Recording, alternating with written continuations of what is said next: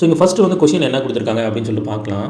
A number is decreased by 10% and then increased by 10%. The number so obtained is 10 less than the original number. What was the original number அப்படின்னு சொல்லிட்டாங்க. Right. So இப்போ இங்கே என்ன சொல்கிறாங்க, ஒரு number இருக்குது, அந்த நம்பர் என்னன்னு எனக்கு தெரியாது, அந்த நம்பர் வந்து 10% வந்து டிக்ரீஸ் ஆகுது, அதுக்கப்புறம் 10% இன்க்ரீஸ் ஆகுது. அப்போது அந்த நம்பரில் 10 வந்து பார்த்திங்கன்னா கம்மியாக இருந்துச்சுன்னா, அந்த நம்பரில் 10 வந்து பார்த்திங்கன்னா கம்மியாக இருந்தது அப்படின்னா அந்த நம்பருடைய அந்த ஒரிஜினல் நம்பர் என்னவா இருக்கும் அது கண்டுபிடிச்சி சொல்லுங்கன்னு சொல்லணும். ஸோ போன சம்மில் நமக்கு ஏதோ ஒரு ஆப்ஜெக்ட் வந்து கொடுத்துட்டாங்க இல்லையா.